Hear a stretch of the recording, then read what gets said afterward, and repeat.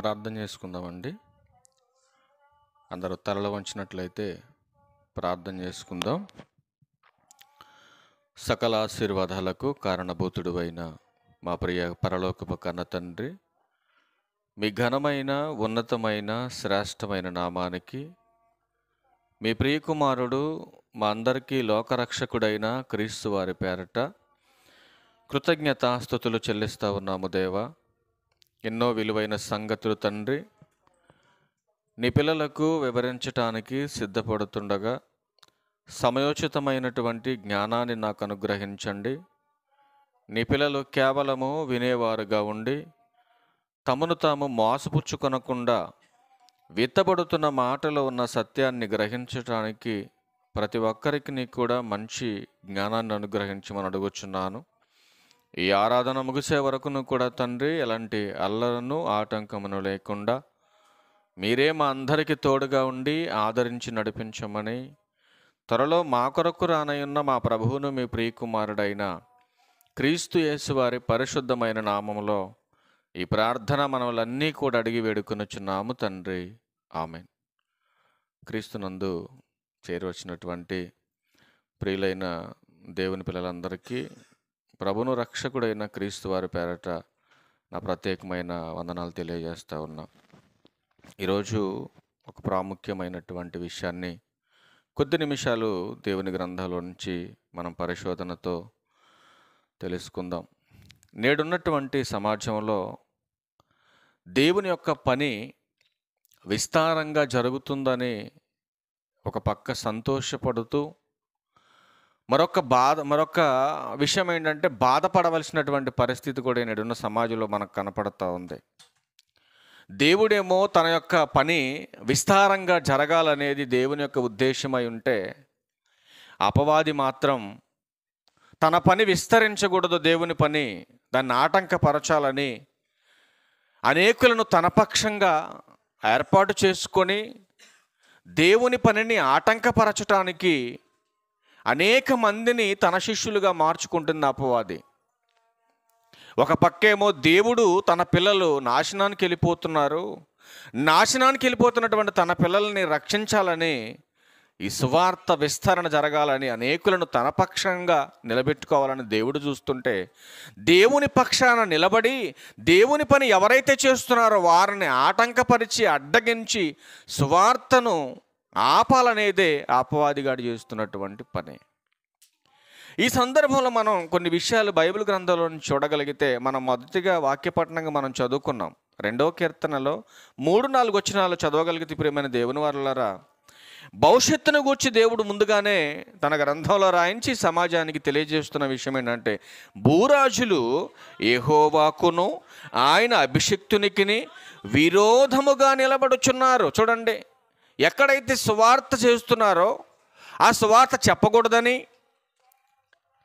సంఘాలు ఏర్పడకూడదని, సభలు పెట్టకూడదని, ఈరోజు అనేకమైనటువంటి ఆటంకాలు ఎందుకు దేవుని పనికి అడ్డుగా మారిపోతున్నాయనంటే, ఈరోజు అపవాది చేస్తున్నటువంటి పనిగా మనం ఒకటి ఆలోచించగలిగితే, ఈరోజు అందరి ఆలోచన ఎలా మారిపోతుందంటే, ఈరోజు క్రైస్తవ్యం పేరట మత మార్పిడి చేస్తున్నారు, మత మార్పిడి జరుగుతుంది అనే ఒక భయంకరమైనటువంటి వ్యాధి అండి ఇది. అందరికీ సోకుతూ ఉంది ఈరోజు చాలామందికి.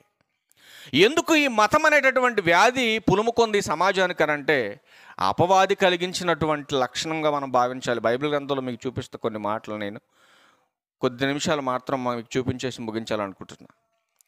ఈ బైబిల్ అనేటటువంటి మహాజ్ఞాన గ్రంథంలో యేసుక్రీస్తు వారి భూమి మీదకి వచ్చాక, సంఘము కట్టబడిన తర్వాత, యేసుక్రీస్తు వారి బోధలో కానీ, అపోస్తుల బోధలో కానీ, సంఘ పరిచర్యలో కానీ ఎక్కడ కూడా మతం అనే ప్రస్తావనతో బోధ ఎక్కడ జరగలేదండి. జరిగిందా? జరగలేదు. కానీ ఈరోజు ఉన్నటువంటి సమాజం ఏమంటుందంటే, ఇదిగో మత మార్పిడి చేస్తున్నారు, ఇదిగో మత మార్పిడి చేస్తున్నారు అని పదే పదే మాట్లాడుతున్నారు. ఇది మతమా మార్గమా? ఒకసారి మనం ఆలోచించాలి. ఎందుకంటే మనం కూడా గుడ్డెదు చేలో పడ్డట్టుగా మనం ఈ సమాజంలో బ్రతికితే మనల్ని ఎదురిస్తున్నటువంటి వారికి, మన మీద ఎదురుదాడి చేస్తున్నటువంటి వారికి, మన మీద క్వశ్చన్స్ చేస్తున్నటువంటి వారికి ఆన్సర్ చెప్పలేనటువంటి విధానంలో మనం సంఘంలో ఉంటే ఉపయోగం లేదండి దేవునికి. ఎదురాడేటటువంటి వారి మాటను ఖండించడానికి శక్తి కలిగిన వాక్యమును చేత పట్టుకొని సమాజంలో అలుపెరగినటువంటి యోధులుగా మనం నిలబడగలిగినప్పుడే సత్యానికి స్తంభముగా ఆధారంగా ఉండగలుగుతాం ఈ సమాజంలో. చాలామందికి అర్థం కాని విషయం ఏంటంటే, ఇదిగో మత మార్పిడి చేస్తున్నారండి అని మాట్లాడుతున్నారు. కానీ చేస్తున్నటువంటి స్వార్థ బోధ మత మార్పిడి కాదు, మనసు మార్పిడి అని బైబిల్ చెప్తా ఉంది. కానీ ఈరోజు సమాజానికి అర్థం కావట్లే విషయం. మనసు మార్చుకోమని బైబిల్ చెప్తా ఉంది. ఈ 66 పుస్తకాలలో చెబుతున్నటువంటి బోధంతా మత మార్పిడి గురించి కాదు, మనసు మార్పిడి గురించి బోధ చేస్తుంటే ఆ బోధను అడ్డగించడానికి ఇది మానవ ప్రయత్నాలు కాదండి. ఇవి బోధన అడ్డగించాలన్న ఆలోచన మనిషిలో పుట్టింది కాదు ఇది. మరి ఎవరి ద్వారా ఈ మనుషులు ఇలా మారిపోతున్నారంటే, అపవాది వాళ్ళ వెనకుండి నడిపిస్తున్నటువంటి ఒక భయంకరమైనటువంటి మహాశక్తి వాడే అపవాది. వాడు చేస్తున్నటువంటి ఈ అనేకమైనటువంటి కార్యాలు పడగొట్టాలి, నిలబడకుండా నేల కోల్చాలనంటే మనమందరము కూడా మన విశ్వాస విషయములో ఎలా ఉండాలి? మనమందరం కూడా పడిపోకుండా నిలబడేవాడుగా ఉండాలి. చూడండి, అందుకే అంటున్నాడు అపోస్తలుడైన పౌలు గారు, మీ విశ్వాసం దేనిని ఆధారం చేసుకొని ఉండాలి చెబుతున్నాడు ఆయన. ఒకసారి చూద్దాం అన్నమాట. అపోస్తలుడైన పౌలు గారు కొరింథీయులకు రాసినటువంటి మొదటి పత్రిక 2వ అధ్యాయము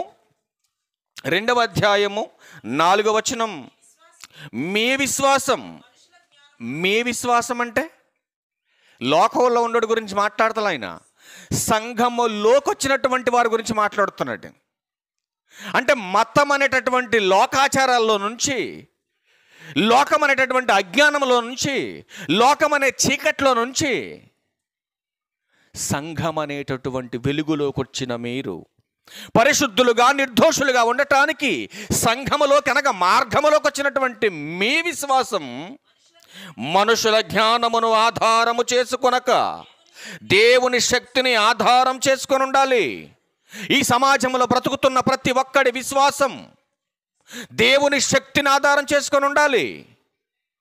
మనుషులు కల్పించిన పద్ధతులను దైవోపదేశాలుగా బోధిస్తూ ఈ సమాజంలో మనుషుల కట్టడలకు, మనుషుల యొక్క విధి విధానాలకు అలవాటు పడినటువంటి మనిషి మనుషులు చెప్పిందే వాస్తవం అనుకుంటున్నాడు. కానీ దేవుడు చెప్పినటువంటి సత్యాన్ని అంగీకరించినటువంటి దౌర్భాగ్య పరిస్థితుల్లో ఉన్నటువంటి ఆనాటి ప్రజల గురించి యేసుక్రీస్తు ప్రభువారు ఏమని మాట్లాడుతున్నారు ఒకసారి మీ జీవగ్రంథాన్ని ఓపెన్ చేసి చూడండి. ఒకసారి మార్కు సువార్త చూడండి, ఆయన ఏమంటున్నాడు, చాలా బాగుంటుంది ఈ మాట. మార్కు సువార్త 7వ అధ్యాయం 8-9 వచనాలు చూడండి. మార్కు సువార్త 7వ అధ్యాయం 8-9 వచనాలు. మీరు దేవుని ఆజ్ఞను విడిచిపెట్టి ఏం చేస్తున్నారంటండి? మనుషుల ఆజ్ఞలను ఏం చేస్తున్నారండి? వీళ్ళు గైకొనుచున్నారు. మరియు ఆయన మీరు మీ పారంపర్యాచారము గైకొనుచున్నారని మాట్లాడుతూ 9లో అంటున్నాడు. 9లో మరియు ఆయన మీరు మీ పారంపర్యాచారమును గైకొనుటకు నా ఆజ్ఞను బొత్తిగా నిరాకరిస్తున్నారు. మీరు ఏదనుసరించి ఏది దూరం చేసుకుంటున్నారు? మనుషులు కల్పించింది ఈ లోక సంబంధమైనటువంటి నిరార్థకమైనటువంటి జ్ఞానాన్ని అనుసరిస్తున్నారు. శాశ్వతమైనటువంటి మహాజ్ఞానాన్ని పక్కన పెడుతున్నారు. అందుకే అంటున్నాడు, అసలు మీరు కలిగి ఉన్న విశ్వాసం మనుషులుదా నాదని అడుగుతున్నాడు దేవుడు. ఇది అర్థం కానటువంటి సమాజం దేవుని మీద వక్రీకరిస్తూ వాళ్ళు అంటున్నారు కదా. చాలామంది ఏం మాట్లాడుతున్నారు తెలుసండి? క్రైస్తవ్యం అంటే మతం అండి, మత మార్పిడి జరుగుతుందండి. ఈరోజు చాలామంది బుద్ధిహీనులు క్రైస్తవులు కూడా మాట్లాడుతున్నారు, మాది ఈ మతం అండి, మాది ఆ మతం అండి. అడిగి బైబిల్ అర్థం కాలేదు, కనపట్లేదు మనకు సమాజంలో. క్రైస్తవులు అన్న వాళ్ళు కూడా మాది ఈ మతం అండి, పెంతెకోస్తు మతం అండి, బాప్టిస్ట్ మతం అండి, సిఎస్ఐ మతం అండి. మతం అనేది బైబిల్ చెప్పింది ఏంటి మతం అని? బైబిల్ ఎక్కడ చెప్పలేదండి మతం అని. కానీ మార్గం అని బైబిల్ మాట్లాడుతూ ఉంది. యేసుక్రీస్తు వారు చెప్పారండి. ఆ మాట చూద్దాం ఒకసారి. యోహాను సువార్త 14వ అధ్యాయం 6వ వచనం చూడండి. యోహాను సువార్త 14వ అధ్యాయం 6వ వచనం, యేసు నేనే మార్గమును సత్యమును జీవమును, నా ద్వారానే తప్ప ఎవ్వడును పరలోకానికి రాడు. ఎందుకంటున్నాడు యేసుక్రీస్తు ప్రభువారు? ఈ సమాజంలో నశించిపోతున్నటువంటి మానవాళ్ళందరినీ కూడా రక్షించి సత్యాన్ని నేర్పి నిత్య జీవానికి వారసులు చేయాలన్నదే దేవుని యొక్క ఆలోచన అయి ఉంది. అందుకే అంటున్నాడు, మనుషులందరూ సత్యమును గూర్చి అనుభవ జ్ఞానం పొందాలంటే ముందు రక్షణలోకి రావాలడు. మనుషులంతా రక్షింపబడాలి, రక్షణలోకి రావాలి. వాడు రక్షింపబడాలి, రక్షణలోకి రావాలంటే రక్షణకరమైన సువార్తని సమాజానికి చెప్పాలి.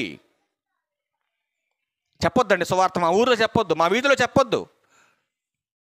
ఎందుకు చెప్పకూడదు సువార్త? సువార్త చెప్పేది ఏంటండి? దొంగతనం చేయమంటుందా? వ్యభిచారం చేయమంటుందా? నరహత్య చేయమంటుందా? ఎందుకు చెప్పకూడదు సువార్త? మరి సువార్త చెప్పేది ఏంటండి? నీ మనసు మార్చుకోమంటుంది. దొంగవైతే దొంగతనాన్ని విడిచిపెట్టు, వ్యభిచారమైతే వ్యభిచారాన్ని విడిచిపెట్టు, నరహత్య చేసేవాడవైతే నరహత్య విడిచిపెట్టు. నీ దేహాన్ని పాడు చేసేది, నీ ఆత్మను నరకానికి పంపించేది ఏదైతే ఉందో అది విడిచిపెట్టమని బైబిల్ చెప్తా ఉంటే అది మాకొద్దురా బాబు అంటుంది సమాజం. వద్దనేలా నడిపిస్తుంది, ప్రేరేపిస్తుంది అపవాది. నువ్వు నాశనమైపోవటమే వాడు కోరుకుంటున్నాడు. కానీ నిన్ను ఈ లోకానికి పంపించిన పరలోకపు తండ్రి మాత్రం నువ్వు నాశనం అయిపోతుంటే తట్టుకోలేకపోతున్నాడండి. ఆయన తట్టుకోలేకపోతున్నాడు. కాబట్టే ఈ జ్ఞాన గ్రంథాన్ని నీ చేతిలో పెట్టి ఈ మహాజ్ఞానాన్ని నేర్చుకోమంటున్నాడు. మతములో నాశనం అయిపోతున్న నిన్ను మార్గములోకి రామంటున్నాడు. మార్గములోకి వచ్చిన నిన్ను నిత్య జీవానికి వారసత్వాన్ని తెచ్చుకోమంటున్నాడు ఆయన. కానీ ఏం చేస్తుంది సమాజం? అపోస్తుడైనటువంటి పౌలు సౌలుగా ఉన్నప్పుడు ఎక్కడున్నాడు ఆయన మతంలో మత పిచ్చి పట్టి ఉన్నాడండి.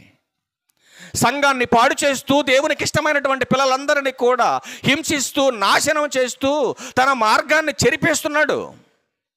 అట్లాంటి సౌలును మతం అనేటటువంటి ముసుగులో నుంచి మార్గంలోకి తీసుకొచ్చాడు యేసు తండ్రి అయినటువంటి దేవుడు.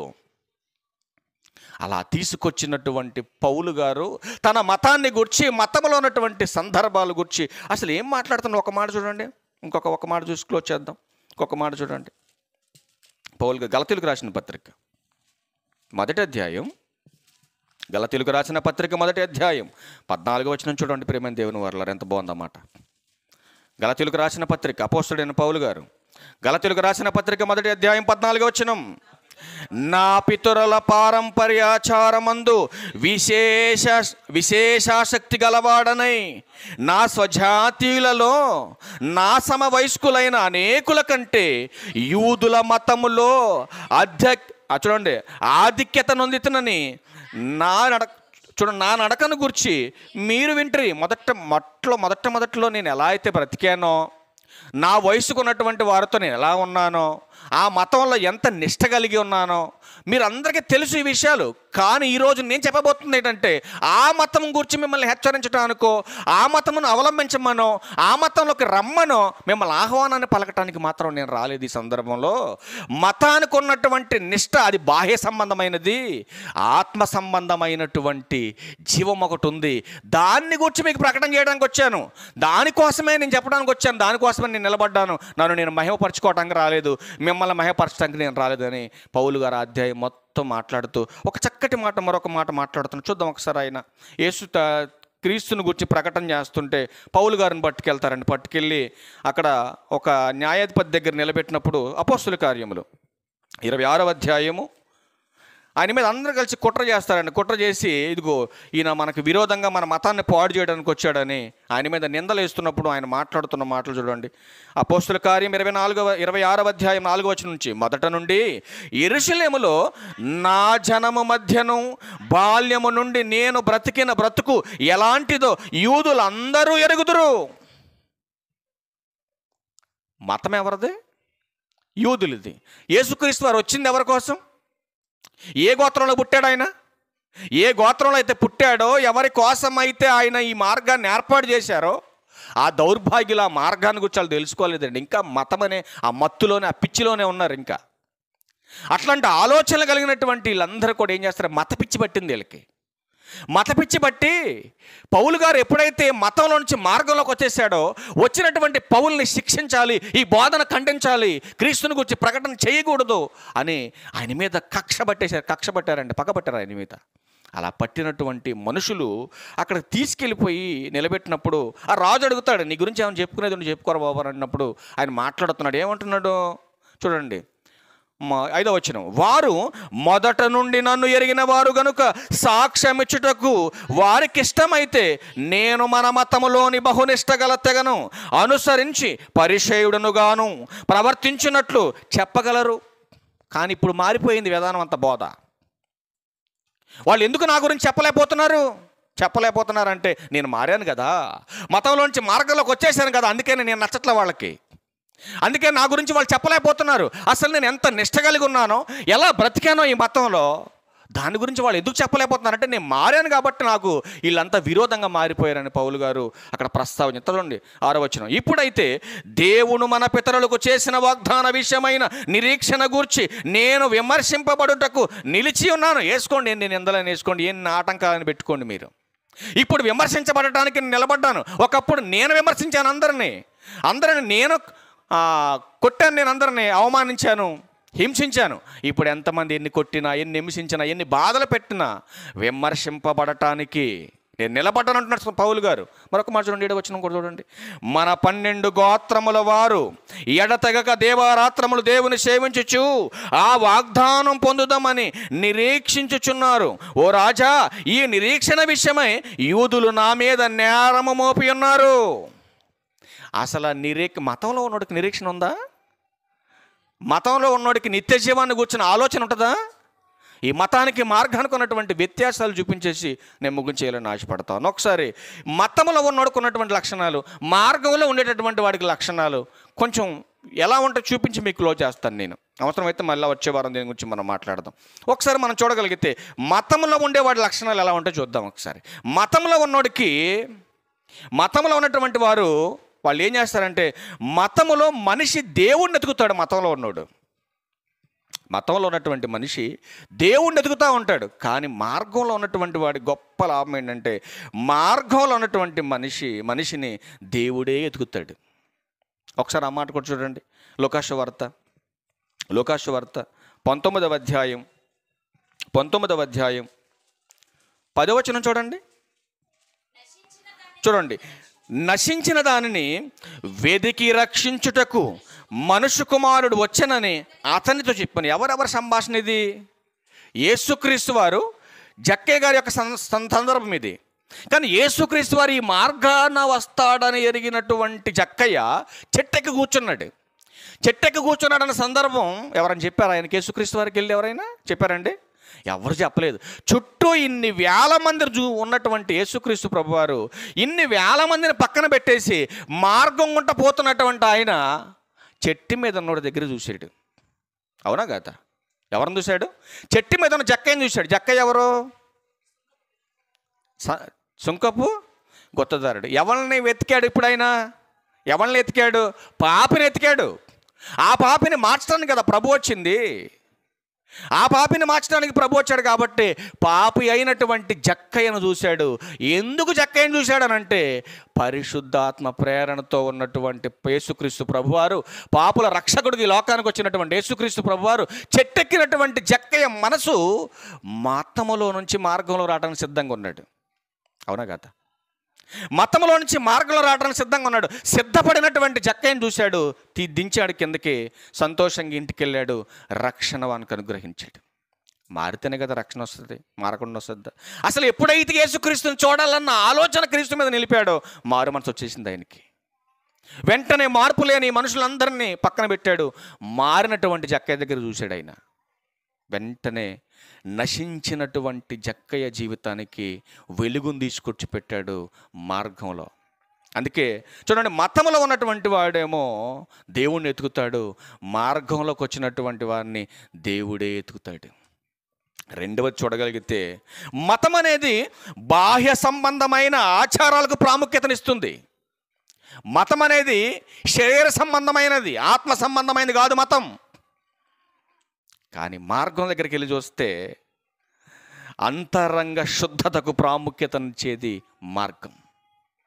బాహ్య సంబంధమైన దానికి ప్రాముఖ్యత లేదు మార్గంలో, ఉందా? అలా అని చెప్పేసి దొంగతనం చేయొచ్చండి, వ్యభిచారం చేయొచ్చండి, స్నానం చేయకుండా రావచ్చండి, ఇవన్నీ చెప్పలేదు అక్కడ. దీన్ని జాగ్రత్తగా ఈ పాయింట్స్ మీరు ఆలోచన చేయాలి. మతం అనేది శరీర సంబంధమైనది, మార్గం అనేది ఆత్మ సంబంధమైనది. ఈ క్లారిటీ నీకు అర్థం కావాలని చెప్తున్నా, జాగ్రత్తగా ఆలోచన చేయించుకోమని. నెక్స్ట్ మూడో మాట చూడగలిగితే, మతం అనేది ఏదో ఆశించి చేసేది, కానీ మార్గం అంటుంది కదా, ఆశించకుండా దేవునిని ఆరాధించేది మార్గం. ఈ వ్యత్యాసం నీకు అర్థం కావాలి. మతములో ఏదో ఆశించి చేస్తారు, ఏదో అంటే లోకానికి సంబంధించింది, దేహానికి సంబంధించింది, ఆశపడి ఆధారపడి నడుచుకునేది మతం. కానీ మార్గం మాత్రం ఆశించకుండా నిస్వార్థపూరితమైనటువంటిది మతం. అది ఆరాధించటానికి యోగ్యమైనటువంటి ఆత్మ సంబంధమైనటువంటిది మార్గం. నాలుగోది చూడగలిగితే, నాలుగో దాంట్లో ఏం మాట్లాడుతున్నారంటే, అతిశయంతో కూడింది మతం, కానీ మార్గం అంటుంది కదా, దీనత్వంతో కూడింది మార్గం. జాగ్రత్తగా వినాలి ఈ మాట. అతిశయంతో కూడింది మతం, కానీ మార్గం మాత్రం దీనత్వం ఉంటుంది. చూడండి, ఎంతమంది ఎన్ని తిట్టినా, ఎంత కొట్టినా. ఒక ఆయనండి మొన్న మధ్య చూసాం ఫేస్బుక్లో, మేము ప్యాన్నీళ్ళు చల్లాడండి సేవకుల మీద, కలాపు కొట్టే ప్యాన్నీళ్ళు చల్లాడు. అయినా కూడా ఇలా తిరుగుబాటు చేశారా? చేయరండి. ఎందుకంటే వాళ్ళలో ఉందేంటి? దీనత్వం. వాళ్ళలో ఏం కనపడుతుందండి? మతంలో ఉన్నాడు దగ్గర అతిశయం కనపడుతుంది. ఐదో మాట చూద్దాం. మతంలో ఉన్నటువంటి వాడికి ఐదో మాట చూడగలిగితే, స్వార్థపూరితమైంది మతం. ఇప్పుడు చెప్పండి, మార్గంలో ఏముండదు? నిస్వార్థపూరితమైనది మార్గం. స్వార్థం ఉండదు అక్కడ మార్గంలో, కానీ మతంలో స్వార్థం ఉంటుంది. నువ్వు గొప్ప, నేను గొప్ప, వాడు గొప్ప, ఈడు గొప్ప అనేటటువంటి స్వార్థం. కానీ మార్గంలో అలా ఉండదు. అందరు సమానమే. ఇక్కడ అందరు సమానమే. నిస్వార్థపూరితమైనటువంటిది, అది స్వార్థపూరితమైనటువంటిది. ఆరో మాట చూస్తే, మతములో చాలా ప్రాముఖ్యమైనటువంటి విషయం జాగ్రత్త గుర్తుపెట్టుకోవాలి. ఈ ఆరో మాటలో, మతములో నిరీక్షణ లేదు, నిత్య జీవం లేదు, పునరుత్థానం లేదు. ఈ మూడు లేనటువంటి దానికోసం తెగ విడిగా విర్రవీగిపోతుంది ఈరోజు సమాజం. కానీ మార్గంలో ఈ మూడిటికి దారి ఉంది. నిరీక్షణ ఉంది, నిత్య జీవం ఉంది, పునరుత్థానం ఉంది మార్గంలో. ఏడో మాట చూడగలిగితే, ప్రేమని దేవుని వారలారా, మతములో భేదాలు, మతములో అసూయలు, మతములో అల్లరి, ఇవన్నీ మతంలో ఉంటాయి. కానీ మార్గంకి వచ్చేసరికి ప్రేమ ఉంటుంది, సమాధానం ఉంటుంది, మంచితనం ఉంటుంది. ఇప్పుడు ఆలోచించండి, ఇప్పుడు నువ్వు మతంలో ఉన్నావా, మార్గంలో ఉన్నావా? ఒక్కసారి ఆలోచించు. నిజంగా నేను మతంలోనే ఉన్నానండి అని నువ్వు అనుకుంటే నువ్వు నరకానికి పోవాల్సిందే. లేదండి, అది నిజమైంది కాదు, అది పరలోక సంబంధమైంది కాదు, అది లేఖను సపోర్ట్ చేయట్లేదు, నేను ఖచ్చితంగా మరణం తర్వాత పరలోకానికి వెళ్ళాలి అని నువ్వు అనుకుంటే, మతములో ఉన్నటువంటి నువ్వు మార్గంలోకి రా. మార్గంలోకి వచ్చి ఇప్పుడు చెప్పినవన్నీ కూడా నువ్వు అనుసరించు. యేసుక్రీస్తు వారు చెప్పినటువంటి బోధను అనుసరించి నువ్వు నడిచిన ఎడల, మతంలో నుంచి మార్గంలోకి వచ్చిన ఎడల నువ్వు పరలోకానికి వెళ్ళగలుగుతావని ప్రభు పేరట మీకు మనవి చేస్తూ ఒక మాట మీకు చూపిస్తా. ఎందుకంటే చాలామంది ఈరోజు బోధలు ఎలా మారిపోయాయి అంటే, భ్రమ పెట్టి మనుషుల్ని పడగొట్టేటటువంటి బోధలు కూడా వచ్చాయి. ఆ బోధ కూడా మార్గానికి సంబంధించింది కాదు. ఫైనల్గా ముగింపుగా ఒక 2 మాటలు చూపించి క్లోజ్ చేస్తాను నేను. ఒకసారి అపోస్తుల కార్యంలో ఒక మాటను చూద్దాం ప్రియమైన దేవుని వల్ల. 13వ అధ్యాయం 10వ వచనం చూద్దాం ఒకసారి. 13వ అధ్యాయము, అపోస్తుల కార్యములు 13వ అధ్యాయం. ఇదిగో ప్రభు 13 అతని తేరి చూచి, సమస్త కపటముతోనూ సమస్త దుర్మార్గముతోనూ నిండినవాడా, అపవాది కుమారుడా, సమస్త నీతికి విరోధి, నీవు ప్రభు యొక్క తిన్నని మార్గములను చెడగొట్టుచున్నావు. మానవా, ఎవరి గురించి అండి ఇది? 6వ వచనం దగ్గరికి వెళ్ళండి. ఎవరి గురించో మీకు క్లారిటీ కావాలి కదా. వారంటే ఎవరు?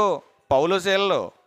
అక్కడికి వచ్చారు, ఆ ప్రాంతానికి, ఆ ప్రాంతానికి వచ్చారు. వాళ్ళు వచ్చినప్పుడు జరుగుతున్నటువంటి పరిస్థితిని గురించి మాట్లాడుతున్నారు. వారు ఆ దీపం అంతటా సంచరించి పాపను ఊరికొచ్చినప్పుడు గారడీవాడును అబద్ధ ప్రవక్తయునైన బరయేసు. ఎవరంటే ఈయన అబద్ధ ప్రవక్త. ఈరోజు మార్గం అనేటటువంటి పేరు పెట్టుకొని మత ప్రచారం చేస్తున్నటువంటి మతోన్మాదులు టైపులో ఉన్నారు ఈరోజు చాలామంది సంఘాల్లో. అట్లాంటి వారి కోసం చూపిస్తున్నా. ఏం చేస్తున్నాడు ఈయన?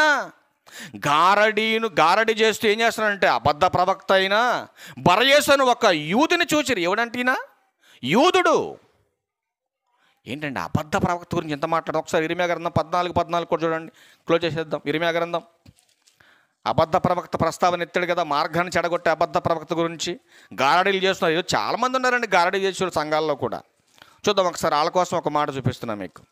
వాళ్ళ సంఘంలో ఉన్నట్టు కాదండి, ఇలాంటి గారడీలు చేసి సంఘాల్లోకి వస్తున్నటువంటి విశ్వాసుల మనోభావాలను దెబ్బతీసేటటువంటి వారు వాళ్ళు మార్గంలో ఉన్నట్టు కాదండి, మతంలో ఉన్నట్టే వాళ్ళు. ఇర్మియా గ్రంథం 14 యెహోవా నాతో ఇట్లా నేను ప్రవక్తలు నా నామమును బట్టి అబద్ధములు ప్రకటించుచున్నారు. నేను వారిని పంపలేదు, వారికి ఆజ్ఞ ఇయ్యలేదు, వారితో అసలు నేను మాట్లాడలేదు. వారు అసత్య దర్శనమును, శకునమును, మాయాతంత్రమును, తమ హృదయమున పుట్టిన వంచనను ప్రకటన చేయుచున్నారు. ఎట్లాంటి దౌర్భాగ్య బోధలు చేస్తున్నాడు కూడా మార్గంలో ఉన్నాడు కాదండి, మతంలో ఉన్నాడే. మీరు ఆలోచించుకోండి. ఇట్లాంటి దౌర్భాగ్య బోధలు చేసేవాడు కూడా మతానికి సంబంధించినవాడు, మార్గానికి సంబంధించినవాడు కాదు. అందుకే యేసు చెప్పినట్టుగా ఎవడైతే యేసుక్రీస్తుని సొంత రక్షకుడిగా అంగీకరిస్తాడో వాడు మార్గంలో ఉండి ఏం చేయాలండి? సత్యమును అనుసరిస్తేనే నిత్య జీవానికి వారసులు అవుతారు. ఇప్పుడు ఆలోచించండి, మతంలో ఉన్నావా, మార్గంలో ఉన్నావా? నీకు ఫైనల్ ఇవ్వలేదు, ఇది పరిచయం మాత్రమే. ముగింపు వచ్చే వారం ప్రభు చిత్తం అయితే మాట్లాడుకుందాం. అందరికీ వందనాలు. Thank you.